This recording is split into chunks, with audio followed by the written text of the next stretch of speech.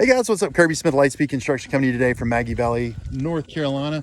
Starting up with a little tuck point on a roof. This roof was impacted, although this chimney was not. And we would be talking about tuck pointing this section of the chimney and then recapping this. Now we're talking about either the possibility of concrete recap, forming a new concrete cap, or possibly putting metal over there. I think either one of those is going to be an acceptable solution for decades.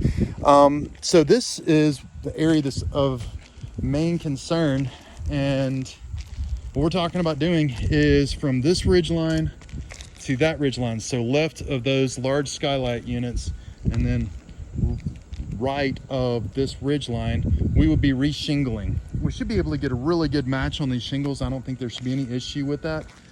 And the other nice thing is you don't really see the shingle roof either, so there's that as well. The big thing is that we ran into some interior damages and obviously the roof damages that we're experiencing because this flat roof blew up and leaked and had major problems. So we're going to talk about a membrane roofing system. It's going to kind of lay similar to this. I think our substrate's actually pretty good right here.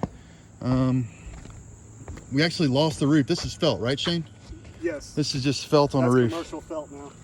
Yeah, that's just being held on by kind of hope and prayer and good luck. But we want to go back with, I believe, probably a rubber roof and just glue this guy down right here.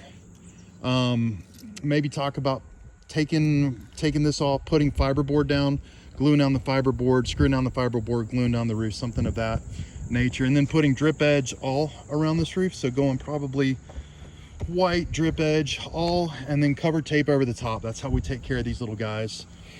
So yeah, we got shingles on this plane, shingles here, and then shingles here.